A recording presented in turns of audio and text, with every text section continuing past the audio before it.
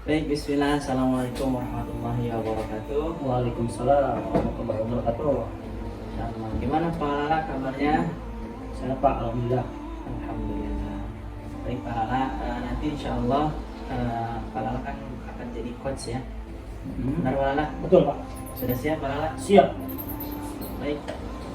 Sebelum kita memulai, saya ingin berdiskusi tentang rubrik penilaian percakapan coaching Pak. Dimana nanti dalam rubrik penilaian ini Pak Lala akan menerapkan paradigma berpikir atau prinsip coaching, yaitu yang pertama kemitraan, yang kedua proses berpikir kreatif, dan yang ketiga memaksimalkan potensi. Selain itu nanti juga Pak Lala harus ada kompetensi inti yang harus Pak Lala capai. Di antaranya yang pertama kehadiran penuh, yang kedua mendengarkan aktif, yang ketiga mengajukan pertanyaan yang berbobot. Tentunya itu menggunakan teknik rasa Pak Lala ya. Dan saya juga berharap nanti ketika Pak Lala melakukan sebuah percakapan dalam coaching, jangan lupa Pak Lala menerapkan alur ceritanya Pak Lala ya. Iya Pak. Yaitu tujuan, identifikasi, rencana, dan tanggung jawab. Dan itu semua adalah rubrik penilaian yang akan saya jadikan pedoman, acuan untuk memberi penilaian dan mengamati apa yang Pak Lala lakukan dalam coaching nanti. Bisa dipahami Pak Lala? Paham Pak. Baik. Kalau begitu, sebelum kita memulai proses coachingnya nanti, ada beberapa pertanyaan yang ingin saya tanyakan sama Pak Lala. Boleh Pak Lala? Boleh Pak. Yang pertama, kompetensi coaching apa yang ingin Pak Lala kembangkan dalam proses percakapan nanti? Yang ingin saya kembangkan itu ada dua Pak. Yang pertama itu mendengarkan aktif dan juga menanyakan pertanyaan berbobot menggunakan teknik rasa Pak. Baik, itu sangat luar biasa sekali Pak Lala ya. Mendengarkan aktif dan mengajukan pertanyaan berbobot. Nah, dari dua kompetensi yang tadi Pak Lala ingin kembangkan, kira-kira kompetensi mana yang secara spesifik ingin Bapak kembangkan dalam proses coaching nanti?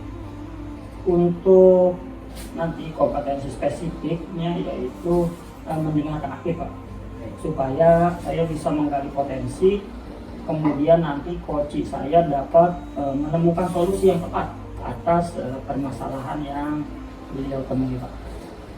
Baik Pak Lala, jadi memang mendengarkan aktif adalah salah satu kunci agar kita bisa menggali banyak hal dari coaching kita nanti. Jadi sangat bagus sekali terkait dengan kompetensi yang spesifik yang ingin Pak Lala kembangkan ya. Baik Pak Lala, untuk pertanyaan terakhir nih ya Pak, perihal indikator ketercapaian, ya, kira-kira untuk yang bagaimana nih terkait ketercapaian yang ingin Pak Lala tuju dalam proses percakapan nanti? Untuk indikator keberhasilan yang ingin saya tuju nanti, yang pertama adalah bahwa nanti dalam coaching saya menerapkan alur cerita secara runtut Pak. Kemudian saya dapat menggali ide-ide dari coaching agar beliau dapat menemukan solusi atas permasalahan yang beliau temui. Begitu Pak. Baik, semoga dari indikator yang sudah Pak Lala sampaikan tadi terkait dengan prosesnya meliputi alur cerita, kemudian ide-ide solusi dari coaching bisa tergali dengan sangat maksimal ya. Bisa tercapai dalam proses percakapan nanti.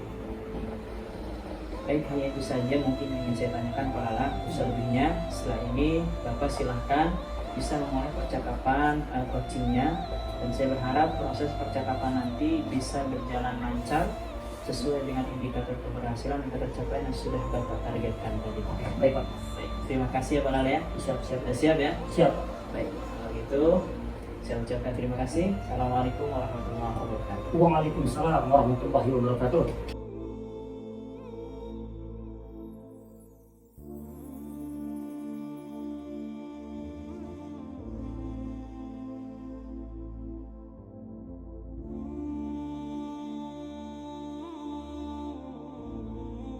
Assalamualaikum Pak Lala.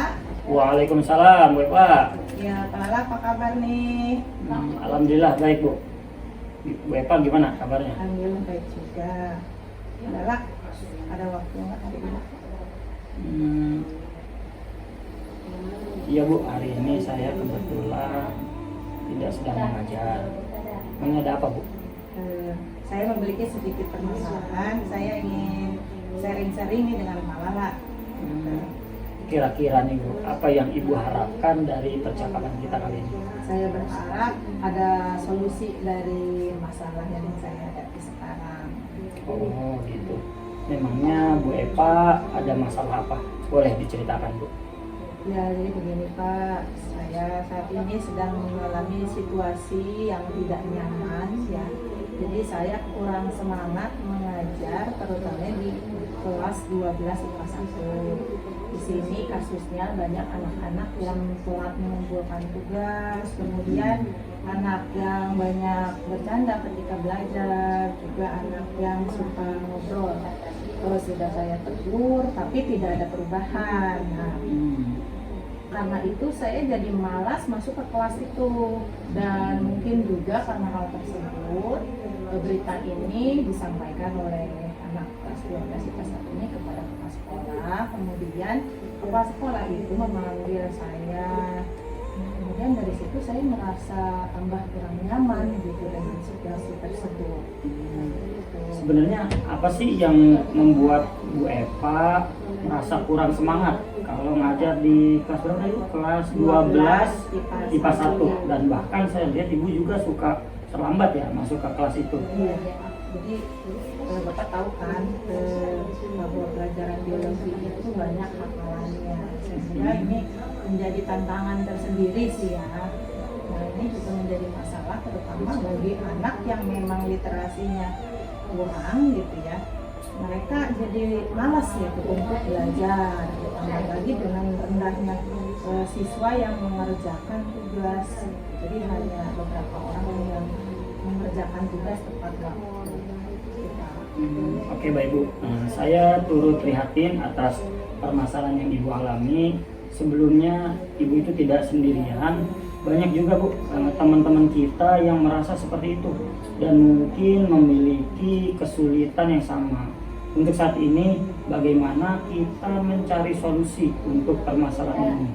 Oke, mungkin sekarang kita bisa sama-sama fokus untuk mencari solusi dan kita flashback coba Bu ke belakang agar tujuan Ibu menjadi guru kembali ke hal yang sesungguhnya. Ibu masih ingat kan ya pemikiran dari filosofi Ki Hajar Dewantara yang ing ngarso sung tulodo, ing madyo mangunkarso dan tuturi handayani ya Bu? Iya Pak, saya itu. Jadi memang awalnya saya ingin menjadi guru itu karena suka biologi, meskipun pada awalnya ya saya pengen sekolah kedokteran, tapi karena suatu hal saya tidak mencapai hal tersebut, sehingga saya kuliah di Tubulan dan menjadi seorang guru mata pelajaran biologi. Nah, dari situ kita sama-sama luruskan niat dan tujuan menjadi guru itu apa. Kita sama-sama bertujuan untuk menuntun segala potensi anak-anak sebagai generasi terbaik. Kira-kira hal lain apa yang Ibu lakukan terkait permasalahan ini Bu? Mungkin saya akan lebih menciptakan suasana pembelajaran yang menyenangkan ya, dengan adanya ice breaking, kemudian belajar menggunakan media yang interaktif. Di situ berharap bisa menumbuhkan minat dan motivasi siswa terhadap pelajaran biologi. Kemungkinan juga saya harus meningkatkan KSE ya, diri saya sendiri juga KSE murid-murid saya. Luar biasa itu Bu. Kira-kira nih kalau di rating dari 1 sampai 10, berapa nilai metode itu untuk meningkatkan minat belajar murid Ibu? Mungkin antara 8 atau 9. Luar biasa itu besar ya Bu ya.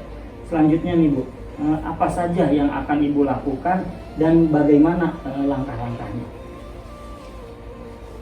Hal akan saya lakukan yang pertama adalah segera melaksanakan kegiatan yang bervariasi itu ya. Adanya ice breaking yang menarik, kemudian saya harus update ya informasi tentang bagaimana caranya mengajar yang baik, kemudian mengajar yang berpihak pada murid.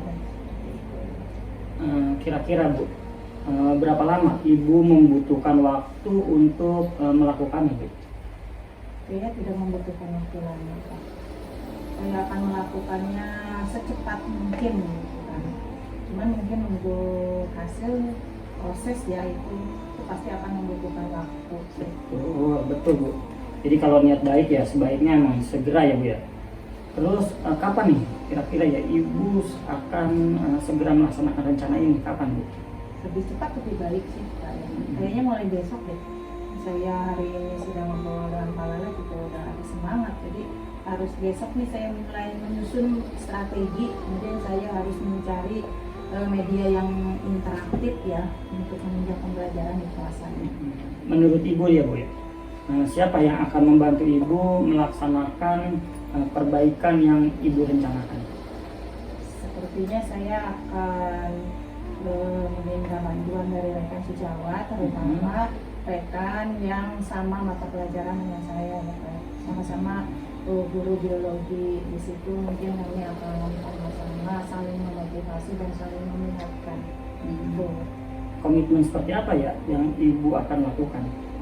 Saya berusaha konsisten terhadap apa yang sudah saya kerjakan. Kemudian saya harus bisa memperbaiki kesalahan mungkin dalam mengajar saya. Kemudian juga akan dilakukan praktek yang baik terhadap rekan sejawat. Baik, Bu. Alhamdulillah Ibu sudah menemukan solusinya. Mudah-mudahan kita sama-sama bisa menjadi guru yang lebih baik lagi dari sekarang ya, Bu ya. Iya, alhamdulillah, Pak. Terima kasih nih ya, Pak, ada sharing-sharingnya Ya, sama-sama, Bu, Pak. Semoga lah saya Ya, Bu, Pak. menemukan solusi untuk permasalahan saya sendiri. Ya, nah, itu aja ya, Bu ya, Pak ya. Terima kasih, Bu ya, Pak. Sama-sama, Pak Lala. Assalamualaikum. Waalaikumsalam.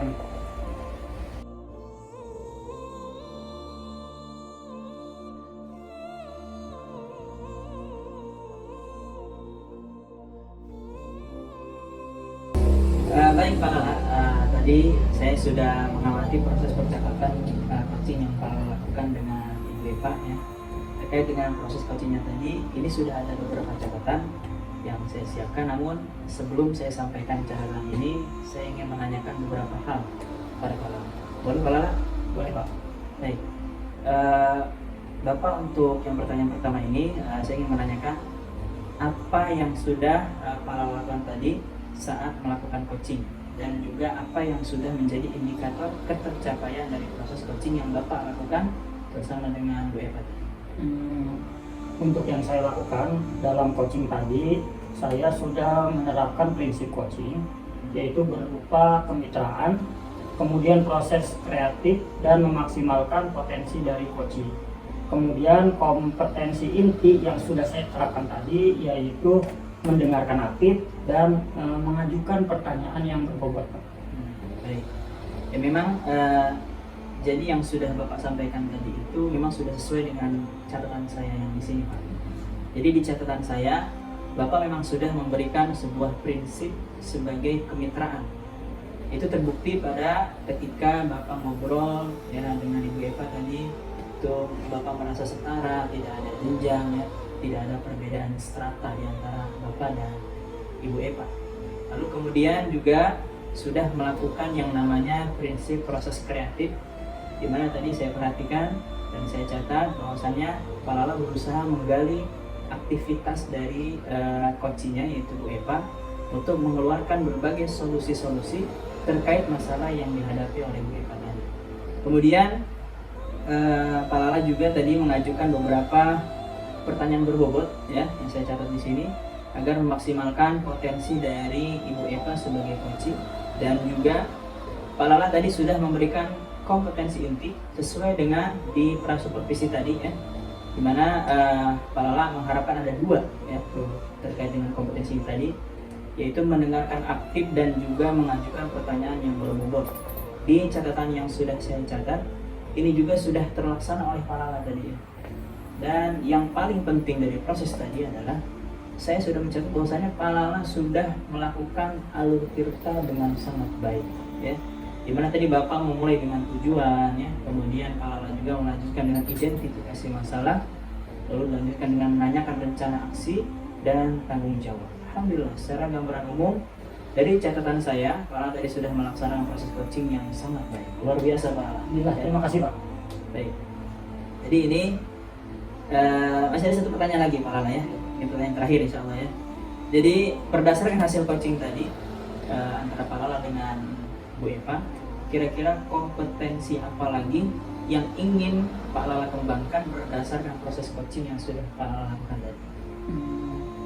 Untuk kompetensi yang ingin saya kembangkan lagi yaitu kehadiran penuh Pak, yang mungkin coach tadi merasa sedikit unek-uneknya belum tersampaikan Pak.